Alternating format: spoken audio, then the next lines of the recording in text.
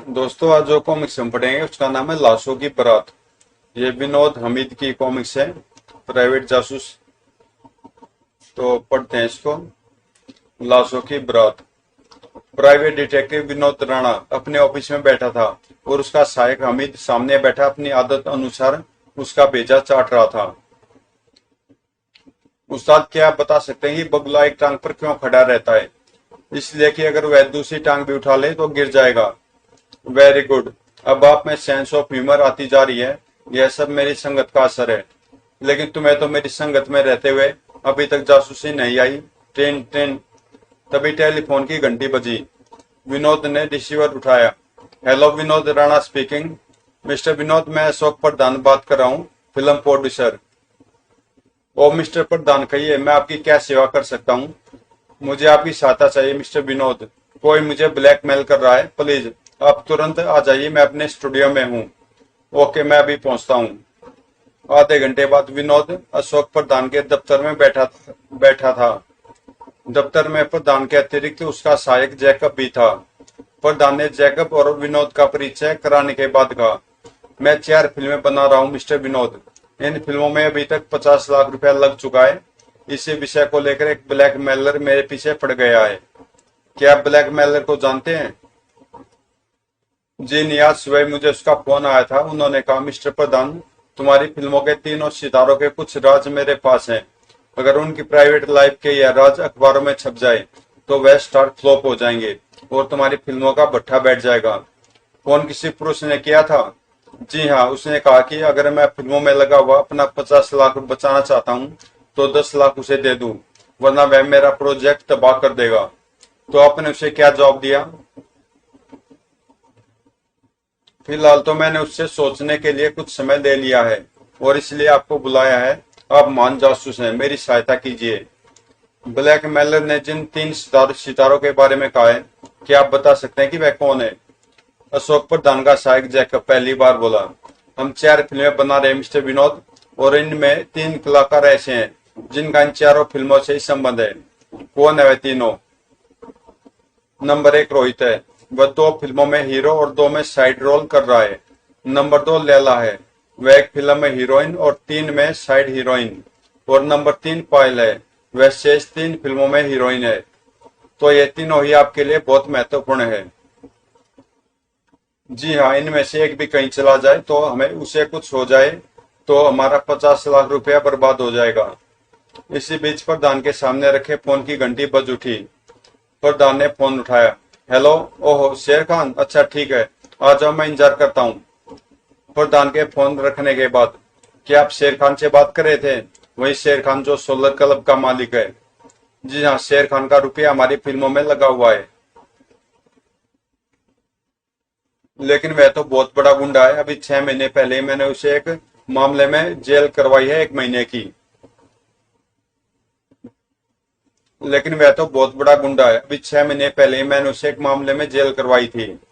तो क्या हुआ मिस्टर विनोद? हम तो शेर खान को केवल बिजनेसमैन समझते हैं, लेकिन मैं उसे केवल गुंडा समझता हूँ। और मुझे विश्वास है कि इस ब्लैकमेलिंग से उसका जरूर संबंध होगा। तो आप वह संबंध ढूंढिए। मेरा मतलब है ब्लैकमेलर को तलाश कीजिए। मैं आपको मुंह मांगी फीस दूंगा। ठीक है मिस्टर प्रधान, मैं आपका केस ले रहा हूँ। सबसे पहले मैं आपके उन तीनों सितारों से मिलना चाहता हूँ जिनका जिक्र ब्लैकमेलर ने किया था। तो आप स्टूडियो नंबर 4 में जाकर उनसे मिल लीजिए, वहां उनकी शूटिंग चल रही है। प्रधान के ऑफिस से निकलकर विनोद स्टूडियो की तरफ जा रहा था कि एक कार आकर रुकी। कार में शेर खान अपने वफादार गुंडे बिल्ले के साथ बैठा था। विनोद उसे रुककर देखने लगा। शेर खान और बिल्ला कार से उतरे। ओहो विनोद, तुम यहाँ क्या कर रहे हो? समझ लो तुम्हारी प्रतीक्षा कर रहा था। किस खुशी में? तुम्हें एक वार्निंग देना चाहता हूँ शेर खान। अगर तुम मिस्टर प्रधान को ब्लैकमेल कर रहे हो तो अब यह सिलसिला बंद कर दो, क्योंकि मैं इस ब्लैकमेलर की तलाश में हूँ। मुझे पता नहीं कि तुम क्या कह रहे हो जासूस की तुम, लेकिन इतना जान लो, मैं तुमसे डरता नहीं और अभी मुझे तुमसे अपना पिछला हिसाब भी चुकाना है। कहकर शेर खान ने बिल्ले से कहा। बिल्ले, जरा इस मूर्ख जासूस को इसकी वार्निंग का उत्तर देना। शेर खान का आदेश मिलते ही धड़ाक उसके नीचे गिरते शेर खान ने अपने जूते की ठोकर उसके सिर पर मारी। ओह, एक दिन मैं तुम्हारी जान ले लूंगा विनोद। चोट खाकर कुछ देर के लिए विनोद बेहोश हो गया था। 5-7 मिनट बाद जब उसे होश आया तो शेर खान और बिल्ला वहां नहीं थे, लेकिन उनकी कार अभी भी वहां खड़ी थी। विनोद क्रोध में बनना था। वह वापस प्रधान के ऑफिस में पहुंचा। शेर खान प्रधान के सामने बैठा था। बिल्ला उसके पीछे खड़ा था और दो सुंदर लड़कियां तथा एक सुंदर पुरुष दीवार के साथ लगे हुए सोफे पर बैठे थे। जैकब भी एक कोने में खड़ा था। शेर खान मुझ पर हाथ उठाकर तुमने अपनी मुसीबत बुला ली है। अब मैं तुम्हें मिस्टर विनोद क्या हुआ आपको? लेकिन विनोद कोई उत्तर दिए बिना शेर खान के निकट जा खड़ा हुआ और मैं तुम्हें छोड़ूंगा नहीं। तभी बिल्ले ने बीच में आने की कोशिश की, लेकिन इस बार विनोद सावधान था, अतः बिल्ला फर्श पर फ्लैट हो गया। मैंने ब्लैकमेलिंग के बारे में इसको एक वार्निंग दी थी मिस्टर प्रधान। उसके जवाब में इन्होंने धोखे में मुझे पीट दिया, लेकिन यह शायद यह नहीं जानते कि विनोद राणा पर उठने वाला हाथ। तभी बिल्ला उछलकर खड़ा हो गया और छुरे से विनोद पर हमला करने के लिए उसकी ओर बढ़ा। तभी एक लड़की चिल्लाई, बचाओ। लड़की की आवाज सुनकर विनोद पलटा और उसका छुरे वाला हाथ पकड़ लिया। फिर जूडो का एक दाव लगाया। बिल्ला हवा में उछला और नीचे जा पड़ा। उसी समय सोफे पर बैठे हुए नौजवान ने उठकर बिल्ले के हाथ से छुरा छीन लिया। बिल्ला फिर उठकर विनोद की तरफ बढ़ा, लेकिन शेर खान बीच में आ गया। बस करो बिल्ले, इसे रोककर अच्छा गया शेर खान, वरना इसे स्ट्रेचर पर वापस लेकर जाना पड़ता। चलो बिल्ले, विनोद से हम फिर कभी निपट लेंगे। उन दोनों के जाने के बाद मुझे इस घटना का दुख है मिस्टर विनोद। मुझे पता नहीं था कि आप दोनों में पुरानी दुश्मनी है। शेर खान क्या कह रहा था? वह पूछ रहा था कि ब्लैकमेलिंग का क्या चक्कर है। मैंने उसे वही बातें बता दी जो आपको बताई थी। फिर उसने इन तीनों को यहाँ बुलाया। आपका ही इनसे परिचय करा दूं। यही तीनों मेरी फिल्मों के सितारे हैं। प्रधान ने तीनों का परिचय विनोद से कराया। यह मिस्टर रोहित है, यह लैला है और यह पायल है। परिचय के बाद विनोद ने रोहित से कहा, थैंक्स मिस्टर रोहित, आपने बिल्ले के हाथ से छुरा छीनकर मुझ पर उपकार किया है। नहीं मिस्टर विनोद, मैं छुरा न भी छीनता तब भी आप उसे संभाल लेते। आपको लड़ने का आर्ट आता है।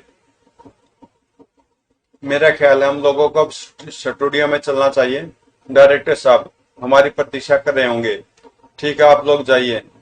जब वह तीनों चले गए, मिस्टर प्रधान मैं भी चलता हूँ, मुझे इन तीनों से अलग अलग कुछ पूछना है। आप चिंता न कीजिए, मैं उस ब्लैकमेलर को जल्दी खोज निकालूंगा। मुझे आप पर पूरा भरोसा मिस्टर विनोद। विनोद स्टूडियो में पहुंचा। वहां शूटिंग चल रही थी। सेट पर उसे पायल और लैला थी। रोहित दूर एक कोने में कुर्सी डाले बैठा था। विनोद रोहित के निकट पहुंचा। मिस्टर रोहित, मैं आपके 2 मिनट लेना चाहता हूँ। जरूर मिस्टर विनोद, कहिए मैं आपकी क्या सेवा कर सकता हूँ। आपको पता है कि स्टूडियो के मालिक मिस्टर प्रधान को कोई ब्लैकमेल कर रहा है। क्या किसी ने आपको भी ब्लैकमेल करने की कोशिश की है? जी नहीं, अभी शेर खान भी मुझे यही पूछ रहा था, लेकिन मुझे किसी ने ब्लैकमेल करने की कोशिश नहीं की है। थैंक्स मिस्टर रोहित, बस मुझे यही पूछना था। Thank you very much. You are welcome.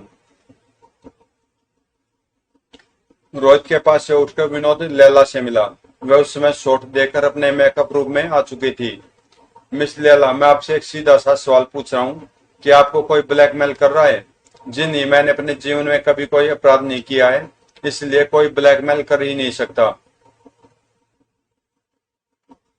अच्छा, शेर खान से आपका कैसा संबंध है? कैसा भी नहीं, लेकिन रोहित ने मुझे बताया है कि इन फिल्मों में शेर खान ने आपको चांस दिलाया है। हाँ, चांस तो दिलाया है, लेकिन हमारे बीच कुछ नहीं है। लैला से बात करने के बाद विनोद पायल के पास पहुंचा। पायल उस समय अपनी कोठी पर जा रही थी। उसके पास उस दिन गाड़ी नहीं थी, इसलिए विनोद ने उसे अपनी गाड़ी में लिफ्ट दे दी। जब गाड़ी सड़क पर आई, आप शायद मुझसे ब्लैकमेलिंग के बारे में पूछना चाहते हैं। जी हाँ मिस्टर विनोद, मुझे सचमुच ब्लैकमेल करने की कोशिश की जा रही है। मुझे एक आदमी पर संदेह भी है, लेकिन मैं उसका नाम लेते हुए डरती हूँ। आप मुझे उसका नाम बता दीजिए पायल जी, मैं आपकी सहायता करूंगा। नहीं मिस्टर विनोद, वह बहुत बड़ा आदमी है, उसका नाम बताकर मैं मुसीबत में पड़ जाऊंगी। तो क्या आप इसी इसी तरह ब्लैकमेल होती रहेंगी? अभी उसने मुझसे कुछ मांगा नहीं है, इसलिए मुझे कोई विशेष चिंता नहीं है। हाँ, अगर उसने मुझसे कोई बड़ी डिमांड की तो मैं उसका नाम आपको बता दूंगी। और अब मुझे यहीं यहीं उतार दीजिए, वह सामने मेरी कोठी है। ओके जाइए, लेकिन जब भी आप वह नाम बताने का फैसला करें मुझे फोन कर दीजिएगा। ठीक है मिस्टर विनोद। अगले दिन विनोद अपने ऑफिस में बैठा था, हमीद भी साथ था। क्या वह प्रधान आपको किसी फिल्म में हीरो बनाना चाहता है? मुझे नहीं, तुम्हें बनाना चाहता है। इसका मतलब उसे हैंडसम आदमी की पहचान है। हैंडसम तुम अपने इस भैंसे जैसे शरीर को हैंडसम कहते हो? मेरी बात मानो तो सुबह उठकर 5 मील की दौड़ लगाया करो। इससे वजन भी कम होगा और तुम्हारी खोपड़ी में भी बुद्धि आ जाएगी। तभी फोन की घंटी बज उठी। विनोद ने फोन उठाया। विनोद राणा हियर। विनोद साहब, मैं अशोक प्रधान। आप कल मेरे सहायक मिस्टर जैकब से मिले थे? जी हाँ। मिस्टर जैकब ने आत्महत्या कर ली है विनोद साहब। ओ माय गॉड, कहाँ की आत्महत्या? वे एक होटल में रहते थे, उनकी छत से कूदकर उन्होंने आत्महत्या कर ली है। होटल का नाम शेफाली है। विनोद जी, मुझे लगता है इस आत्महत्या का संबंध उस ब्लैकमेलिंग से ही है। आप जरा वहां जाकर देखिए। मैं भी जाता हूँ। फोन रखने के बाद, क्या किसी अक्लमंद ने आत्महत्या कर लिया उस्ताद? हाँ, समझदार बंदा था। अब स्वर्ग में अप्सराओं के साथ घूम फिर रहा होगा। मजाक छोड़ो अमित, और मेरी बात जरा ध्यान से सुनो। ध्यान से सुनो या कान से सुनो? चाहे जहां से सुनो, मगर मैं जो कह रहा हूं उसे अपने मस्तिष्क में बिठा लो। ओके, कहिए। जिस आदमी ने आत्महत्या की है वह प्रधान स्टूडियो का सहायक निर्माता था। मैं चाहता हूँ कि तुम उसके अतीत के बारे में छानबीन करो। मेरे हाथ में एक ब्लैकमेलिंग का केस है। मुझे लगता है कि जल्दी हमारा मुकाबला खतरनाक लोगों से होने वाला है।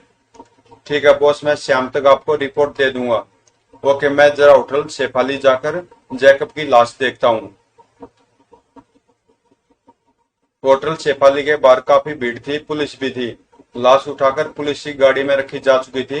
इंस्पेक्टर कुमार ने विनोद को लाश दिखाने के बाद कहा, केस आत्महत्या का है। 2-3 आदमियों ने इसे छत पर से छलांग लगाते देखा है। क्या इसने कोई खत वगैरह छोड़ा है? हाँ, यह खत है, कहकर इंस्पेक्टर कुमार ने एक खत विनोद को दिया। खत में लिखा था, मैं जीवन से तंग आ चुका हूँ, इसलिए मर रहा हूँ। मेरी मौत से कुछ लोगों को परेशानी होगी, मगर मैं बहुत मजबूर हूँ। जैकब। क्या यह जैकब की हैंडराइटिंग है? हमने जो चेकिंग की है उसके अनुसार तो उसी की लगती है। बाकी विशेषज्ञ फैसला करेंगे। इसका अर्थ है हत्या के संदेह की कोई गुंजाइश नहीं है। क्या मतलब, क्या तुम्हें इसकी हत्या होने की संभावना है? नहीं, मैंने तो ऐसे ही कह दिया। लेकिन तुम्हारा इससे क्या संबंध है? कुछ भी नहीं, प्रधान स्टूडियो के मालिक मिस्टर अशोक प्रधान मेरे मित्र है। वहीं से एक बार भेंट हुई थी। By the way Kumar dear, अगर तो इन दोनों मेरी हत्या हो जाए तो मेरी हत्या के अपराध में तुम शेर खान को गिरफ्तार कर लेना। क्या तुम फिर शेर खान से उलझ रहे हो? वह मुझसे उलझ रहा है। खैर, अब मैं चलता हूँ, तुम यहाँ जरा ध्यानपूर्वक खोजबीन करो। हो सकता है ये हत्या का ही केस हो। क्या मतलब? लेकिन विनोद इंस्पेक्टर कुमार की बात का उत्तर दिए बिना वहां से निकलकर मिस्टर प्रधान से मिलने उनके दफ्तर पहुंच गया। प्रधान साहब, कहीं जैकब को भी ब्लैकमेल तो नहीं किया जा रहा था? हो सकता है उसने इसीलिए आत्महत्या की हो सकता है वह कई दिनों से परेशान भी था। यानी आपने उसकी परेशानी महसूस की थी? जी हाँ, बल्कि पिछले हफ्ते उसके साथ एक दुर्घटना भी घटी थी। कैसी दुर्घटना? मुझे पता नहीं है। शनिवार को वह मुंबई से पंचकुनी चला गया था। सोमवार को मुझे उसका पत्र मिला, जिसमें उसने लिखा था कि उसके साथ एक दुर्घटना घट गई है, इसलिए वह 2 दिन तक नहीं आ सकता। वह पत्र आपके पास है? जी हाँ, दिखाइए। प्रधान ने पत्र निकालकर विनोद को दिया, पर एक लेटर पैड पर था, और वह लेटर पैड रेनबो क्लब का था। रेनबो क्लब, इसका मालिक तो नामी बदमाश संग्राम सिंह है। क्या आप उसे जानते हैं? वह शहर का दूसरा बड़ा बदमाश है। बल्कि यूं कहना चाहिए कि शेर खान इस शहर का बदमाश है और संग्राम सिंह सारे शहर के बदमाशों का राजा है। मुझे आश्चर्य है कि आपकी कंपनी से इन सारे बदमाशों के सिलसिले क्यों मिलते जा रहे हैं। जैकब का अगर संग्राम सिंह से कोई संबंध था तो जरूर दाल में कुछ काला है। मुझे पंचकुनी जाकर रेनबो क्लब में जांच करनी पड़ेगी। अभी 1 घंटे पहले ब्लैकमेलर का फोन भी आया था। उसने फिर रुपए की मांग की है। आप अभी से टालते रहिए, मैं आज ही पंचकुनी जा रहा हूँ। प्रधान से मिलने के बाद विनोद अपने फ्लैट पर आया। पहले उसने अपने ऑफिस फोन करके अपनी सेक्रेटरी शीला को कुछ निर्देश दिए। फिर पंचकुनी जाने के लिए लिबास बदलने लगा। वह शीशे के सामने खड़ा टाई बांध ही रहा था कि फोन की घंटी बज उठी। Ten ten. Hello, Vinod Rana speaking. Mister Vinod, मैं आपको जैकब की मौत के बारे में कुछ बताना चाहता हूँ। उसकी हत्या की गई है, मैंने अपनी आंखों से देखा है। 2 आदमी उसे छत पर पकड़कर लाए थे। पहले उन्होंने छत की मुंडेर पर कोई चीज रखी, फिर जैकब को उठाकर नीचे फेंक दिया। आप कौन सा बोल रहे हैं? मैं आपसे तुरंत मिलना चाहता हूँ। लेकिन आप मेरा नाम किसी को बताएंगे तो नहीं ने? बिल्कुल नहीं, मैं वायदा करता हूँ कि आपके बारे में किसी को नहीं बताऊंगा। तो ठीक है, आप गांधी पार्क में आ जाइए, मैं आपको वहीं मिलूंगा। लेकिन मैं आपको पहचानूंगा कैसे? मैं स्वयं पहचान लूंगा। ओके, मैं तुरंत पहुंच रहा हूँ। विनोद रिसीवर रखकर बाहर जाने के लिए पलटा ही था कि फिर फोन की घंटी बजी। Tin tin. उसने रिसीवर उठाया। Hello, Vinod here. Mister Vinod, मैं पायल बोल रही हूँ। मिस्टर जैकब की मौत की खबर सुनने के बाद मैं आपको उस ब्लैकमेलर का नाम बताने के लिए तैयार हूँ। तो बताइए, वह जैकब ही था मिस्टर विनोद। मैं आपको विस्तार से सब कुछ बताना चाहती हूँ। आप मेरे घर आ जाइए। अगर वह ब्लैकमेलर जैकब था तो इस केस में सस्पेंस बढ़ता जा रहा है पायल जी। इस समय तो मैं एक जरूरी काम से जा रहा हूँ। रात को 9 बजे आपके पास आ जाऊंगा। ओके, मैं आपकी प्रतीक्षा करूंगी। उसके बाद विनोद गांधी पार्क पहुंचा। पार्क में अधिक भीड़ नहीं थी। गांधी जी के स्टेचू के निकट एक पतला दुबला आदमी टहल रहा था। एक बेंच पर कोई स्त्री बैठी स्वेटर बुन रही थी। इधर उधर इक्का दुक्का आदमी टहल रहे थे। विनोद बेंच पर बैठी महिला से कुछ दूरी पर आकर खड़ा हो गया। तभी किसी ने उसे पुकारा, मिस्टर विनोद। विनोद ने पलटकर देखा तो एक 1.5 उम्र का आदमी उसकी ओर आ रहा था। वह भी विनोद से 1 गज दूर ही था कि एक धमाका हुआ और उस आदमी की छाती से खून का फव्वारा छूटने लगा। धौएं। गोली खाकर वह आदमी जमीन पर जा गिरा, जबकि विनोद ने भी सावधानीवश स्वयं को नीचे गिरा दिया। तभी एक गोली सनसनाती हुई आई और विनोद से कुछ दूरी पर जमीन में धंस गई। विनोद ने एक लाबाजी खाकर वह जगह छोड़ दी और साथ ही अपना पिस्तौल निकाल लिया। गांधी जी के स्टेचू के पीछे एक लंबा चौड़ा व्यक्ति छुपा हुआ गोलियां चला रहा था। विनोद ने उसका निशाना लेकर गोली चला दी। पार्क में गोलियों की आवाज के कारण भगदड़ मच गई थी। स्वेटर बुनने वाली स्त्री भयभीत होकर चिल्ला रही थी, बचाओ, खून खून। 10 मिनट बाद पुलिस वहां पहुंच गई। इस समय बाग में 2 लाशें पड़ी थी। इंस्पेक्टर कुमार ने दोनों लाशों को देखने के बाद विनोद को घूरते हुए पूछा, तुम यहाँ क्या कर रहे थे? मैंने तुम्हारे लिए 2 लाशें खोजी हैं डियर, और ये आत्महत्या का मामला नहीं है। इनमें से एक को हत्यारे ने मारा है और हत्यारे को मैंने मारा है। तुम किसी केस पर काम कर रहे हो? हाँ, इनमें से एक आदमी मुझे यह बताने वाला था कि जैकब को छत पर से किसने गिराया था, मगर हत्यारे ने पहले ही उसकी जान ले ली। तुम्हारा मतलब है कि जैकब की भी हत्या हुई है? हाँ कुमार, देखो मैं तुम्हें उस केस के बारे में विस्तार से बताता हूँ जिस पर आजकल मैं काम कर रहा हूँ। कुमार को सब कुछ बताने के बाद 3 हत्याएं हो चुकी है। कुमार, तुम जानते हो कि मैंने हमेशा कानून की सहायता की है। इस बार भी मैं हत्यारे को कानून के हवाले जरूर करूंगा। ठीक है, लेकिन जिन इन दिनों दोनों में से जिसे तुम हत्यारा कह रहे हो वह तो संग्राम सिंह का गुंडा है। तुम्हें पूरा विश्वास है? हाँ, इस आदमी का नाम केशव है। कुछ कुछ दिन पहले जब मैंने इसे गुंडागर्दी में पकड़ा था तो संग्राम सिंह ने इसकी जमानत कराई थी। इसका मतलब है संग्राम सिंह का इस केस से जरूर कोई संबंध है। ओके कुमार डियर, तुम अपना काम संभालो, मैं हत्यारे की तलाश में निकलता हूँ। होशियार रहना, संग्राम सिंह काफी खतरनाक आदमी है। पंचकुनी में रेनबो क्लब की इमारत बहुत बड़ी थी। वास्तव में यह होटल था, लेकिन क्लब के नाम से मशहूर था। विनोद रिसेप्शन पर पहुंचा और काउंटर क्लर्क से कहा, पिछले शनिवार को मेरी एक फ्रेंड तुम्हारे होटल में आकर ठहरी थी, लेकिन मुझे उसकी बात का विश्वास नहीं है। तुम जरा मुझे उस शनिवार का रजिस्टर दिखा दो, मैं तुम्हें 100 रुपए दूंगा। क्लर्क ने रजिस्टर उसके सामने रख दिया। विनोद ने रजिस्टर देखा, उसमें 3 नाम दिलचस्प थे। एक जैकब था जो रूम नंबर 10 में ठहरा था, एक लैला का जो 20 नंबर कमरे में थी, और एक कोई डॉक्टर प्रमोद का था जो कमरा नंबर 11 में था। रजिस्टर देखने के बाद विनोद ने सोचा, यह डॉक्टर प्रमोद जैकब के कमरे के बराबर में ठहरा था और अभी तक यहाँ ठहरा हुआ है। मुझे उससे मिलकर जैकब के बारे में कुछ पूछना चाहिए। डॉक्टर प्रमोद काफी लंबा इंसान था। उसने विनोद को सम्मानपूर्वक बिठाया। डॉक्टर प्रमोद, मैंने आपको इसलिए कष्ट दिया है कि मैं मिस्टर जैकब के बारे में कुछ जानकारी चाहता हूँ। पिछले शनिवार वे आपके बराबर वाले रूम में ठहरे हुए थे। जी हाँ, मैं उन्हें जानता हूँ, बल्कि उस दिन उनकी जान मैंने ही बचाई थी। जान बचाई थी क्या मतलब?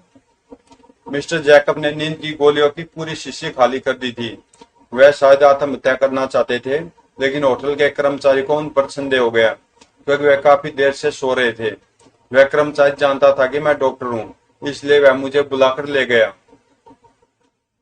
और आपने उसकी जान बचा ली। जी हाँ, फिर वहाँ कई लोग और आ गए थे। इस होटल के मालिक मिस्टर संग्राम सिंह भी आए थे। डॉक्टर साहब, क्या जैकब ने कोई खत लिखकर छोड़ा था? यह मुझे नहीं पता, मैं तो उसकी जान बचाने में लगा हुआ था। मैंने मिस्टर संग्राम सिंह से कहा था कि पुलिस को सूचना दे दी जाए, मगर उन्होंने यह कहकर टाल दिया कि वह अपने होटल में पुलिस नहीं बुलाना चाहते। यह जानकारी विनोद की आशा से कहीं अधिक थी, इसलिए उसने डॉक्टर से विदा ली। ओके डॉक्टर साहब, आपको बहुत बहुत धन्यवाद। अब मैं चलता हूँ। धन्यवाद। डॉक्टर के कमरे से निकलते अचानक विनोद के मस्तिष्क में एक विचार आया। उसने सोचा, माय गॉड, मैं भी कितना मूर्ख हूँ। जरूर कुछ लोगों ने मेरा फोन टेप किया हुआ है। तभी तभी तो वह हत्यारा मेरे पीछे गांधी पार्क पहुंच गया था। पायल ने भी मुझे फोन पर ब्लैकमेलर के बारे में बताया है, और भी कुछ बताने वाली है। उसकी बात भी फोन टेप करने वाले ने अवश्य सुनी होगी। अतः पायल की जान खतरे में है।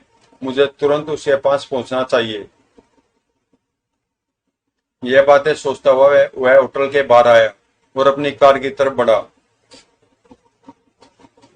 अचानक 2 गुंडे उसके दाएं बाएं आ गए। दोनों के हाथ में पिस्तौल थे, जिन्हें उन्होंने अपने शरीर की ओट में छुपाया हुआ था। कौन हो तुम लोग? हम यमदूत है। तुम हमारे साथ चल रहे हो? कहाँ? हमारे बॉस संग्राम सिंह के पास। उन्होंने तुम्हें बुलाया है। क्यों बुलाया है? सवाल मत पूछो, हम जवाब देने से गोली चलाना अच्छा समझते हैं। अतः चुपचाप हमारे साथ चलो। उन दोनों के हाथों में पिस्तौल थे, इसलिए विनोद चुपचाप उनके साथ चल दिया। वे उसे फिर होटल के भीतर लाए और तीसरी मंजिल पर संग्राम सिंह के ऑफिस में ले गए। संग्राम सिंह आदमी क्या था, मानो पूरा राक्षस था। उसका लंबा चौड़ा शरीर देखकर साधारण व्यक्ति की जान तो अपने आप ही निकल जाती। आओ मान जासूस राणा, तुमने इस तरह मुझे यहाँ क्यों बुलवाया है? संग्राम सिंह, अभी बताता हूँ। सिक्का, तुम पहले जरा इसकी जेब से पिस्तौल निकाल लो। यह काफी खतरनाक आदमी है। एक गुंडे ने, जिसका नाम सिक्का था, आगे बढ़कर विनोद का पिस्तौल निकाल लिया। तभी, अब बताओ विनोद कि तुमने गांधी पार्क में मेरे आदमी की हत्या क्यों की? अपनी जान बचाने के लिए। लेकिन संग्राम सिंह, क्या जैकब की हत्या तुमने कराई है? मैंने तुम्हें यहाँ अपना इंटरव्यू देने के लिए नहीं बुलाया है विनोद। फिर क्यों बुलाया है? मैं तुम्हारी किसी भी बात का जवाब देने के लिए तैयार नहीं हूँ संग्राम सिंह। मैं जानना चाहता हूँ कि तुम मेरे होटल में क्यों आए हो। क्या मेरे किसी दुश्मन ने तुम्हें यहाँ भेजा है? वो तुम डॉक्टर प्रमोद से क्यों मिले थे? इसका मतलब है तुम अपनी हड्डियां तोड़वाना चाहते हो। तुम शायद अपने इन दोनों कुत्तों पर अकड़ रहे हो संग्राम। अगर ये सचमुच मर्द हैं, तो इनसे कहो कि ये अपनी अपनी पिस्तौल रखकर मुझसे लड़ें। दोनों गुंडों ने तुरंत पिस्तौल संग्राम सिंह के सामने रख दिए और विनोद से लिपट गए। भीम धौड़। वह दोनों भी लड़ाई की कला में दक्ष थे, लेकिन विनोद के शरीर में बिजली भरी हुई थी। जल्दी एक गुंडा बेहोश होकर गिर पड़ा और दूसरे को विनोद ने फर्श पर पटक दिया और उसकी छाती पर चढ़कर बैठ गया। अपने गुंडों की हालत देखकर संग्राम सिंह ने पिस्तौल उठा लिया। बस करो विनोद, छोड़ दो उसे, तुम सचमुच बहादुर हो। विनोद गुंडे को छोड़कर उठ खड़ा हुआ। तो क्या अब मैं जाऊं? तुम यहाँ से जीवित नहीं जा सकते विनोद। मैंने फैसला कर लिया कि तुम जैसे खतरनाक दुश्मन को जीवित नहीं रहना चाहिए। अब तक नीचे पड़ा हुआ गुंडा भी उठ चुका था और उसने भी पिस्तौल उठा लिया था। इसे गोली मार दो सिक्का। सिक्का गोली चलाने ही वाला था कि अचानक कमरे का दरवाजा खुला और हमीद पिस्तौल लिए नजर आया। कोई किसी को गोली नहीं मारेगा। कौन हो तुम? मैं बड़ी तोप चीज हूँ संग्राम सिंह। तुम यह पिस्तौल नीचे रख दो और अपने गुंडे से भी रखवा दो। हमीद, तुम यहाँ कैसे आ गए? संग्राम सिंह और उसके गुंडे ने पिस्तौल मेज पर डाल दिए थे। पहले यहाँ से चलिए, फिर बताऊंगा कि मैं यहाँ कैसे पहुंचा हूँ। चलो इन लोगों को इनके कमरे में ही बंद कर देते हैं। अच्छा संग्राम सिंह, हम जा रहे हैं, लेकिन जल्दी फिर मुलाकात होगी। संग्राम सिंह और उसके साथियों को कमरे में बंद करके वे होटल से बाहर आए और कार में बैठकर तेजी से बंबई की ओर चल दिए। मैं जल्दी में अपनी पिस्तौल वहां से लाना भूल गया। जाने दीजिए, अब लेने जाने में वहां खतरा है। लेकिन तुम अचानक वहां कैसे पहुंचे? देख लीजिए, कभी कभी खोटे सिक्के भी काम आ जाते हैं। मैं जैकब के बारे में छानबीन करने यहाँ आया था। मुझे पता चला था कि वह हर शनिवार को रात को यहाँ आता था। मैं यहाँ आया तो देखा कि आपको दो गुंडे घेरे हुए ऊपर ले जा रहे हैं। बस मैं समझ गया कि आप मुसीबत में हैं। शुक्रिया हमीद, आज तुमने मेरी जान बचा ली। अब मुझे एक और जान की चिंता है। किसकी जान की? मिस्टर प्रधान की फिल्म हीरोइन पायल की जान की। हम उसी के घर चल रहे हैं। भगवान करे वह हमें जीवित मिल जाए। तो फिर गाड़ी तेज चलाइए।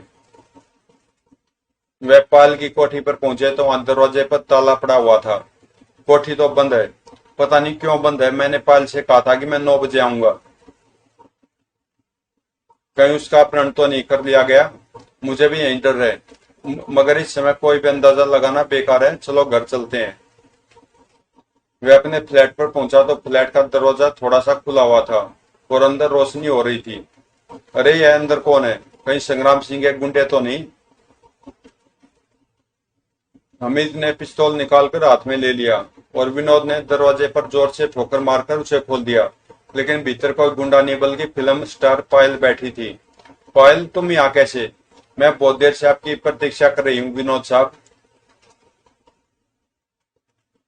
मगर तुम यहाँ आई क्यों हो? मुझे ऐसा लग रहा था कि अगर मैं अपने घर पर रही तो मारी जाऊंगी, इसलिए मैं यहाँ चली आई। विनोद ने पायल का परिचय हमीद से कराया, फिर कहा, तुमने बहुत अक्लमंदी से काम लिया पायल। अब तुम्हें कोई खतरा नहीं है। आज रात तुम बराबर वाले फ्लैट में रहो जिसमें हमीद रहता है। वह मेरे पास सो जाएगा। ठीक है, लेकिन मैं आपसे कुछ बातें करना चाहती हूँ। मैं भी तुमसे बहुत कुछ पूछना चाहता हूँ पायल, मगर यह बातें हम सुबह करेंगे क्योंकि इस समय मैं बहुत थका हुआ हूँ और तुरंत सोना चाहता हूँ ताकि सुबह उठकर फ्रेश माइंड से काम कर सकूं। ठीक है, जैसे आपकी मर्जी। उसके बाद विनोद अपने बेडरूम में आकर सो गया और हमीद पायल को अपने फ्लैट में छोड़ने चला गया। सुबह नाश्ते की मेज पर फिर तीनों एकत्र हुए। नाश्ता चल रहा था कि तभी ट्रेन ट्रेन विनोद ने रिसीवर उठाया। फोन पर लैला की घबराई हुई आवाज सुनाई दी।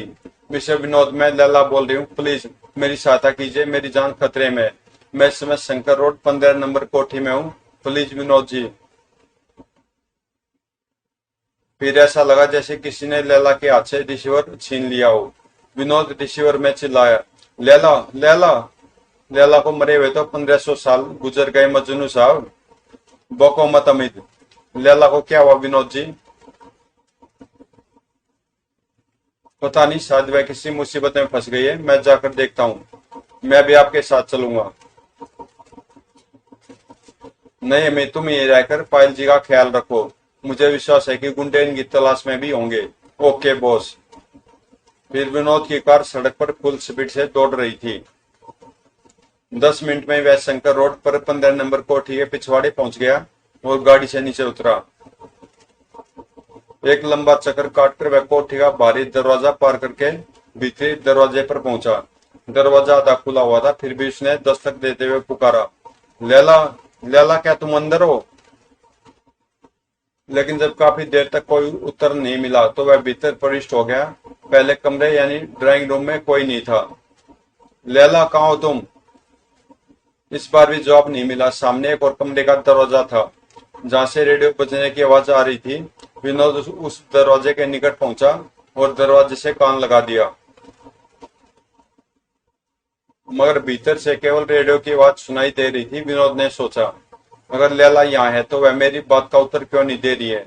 कहीं उसकी भी हत्या तो नहीं हो गई? यह सोचकर उसने कमरे का दरवाजा धकेलकर खोल दिया। सामने फर्श पर शेर खान की लाश पड़ी थी। उसकी छाती में गोलियों के निशान थे और फर्श पर खून फैला हुआ था। माय गॉड, यह तो शेर खान की लाश है। विनोद तेजी से कमरे में घुसकर लाश को निकट से देखने के लिए आगे बढ़ा। तभी उस अदृश्य हाथ ने वह डंडा विनोद के सिर पर मार दिया। दौड़ा। विनोद डंडे की चोट से बेहोश होकर नीचे गिर गया। क्या विनोद की हत्या हो गई? शेर खान को किसने मारा था? कौन था वह जो अब तक 3 हत्याएं कर चुका था? ब्लैकमेलर कौन था? तो दोस्तों, इसका अगला पार्ट है कफन की चोरी। तो ये कॉमिक्स अगर आपको अच्छी लगी तो प्लीज चैनल को सब्सक्राइब कर देना और मिलते हैं इसके अगले पार्ट में, कफन की चोरी में।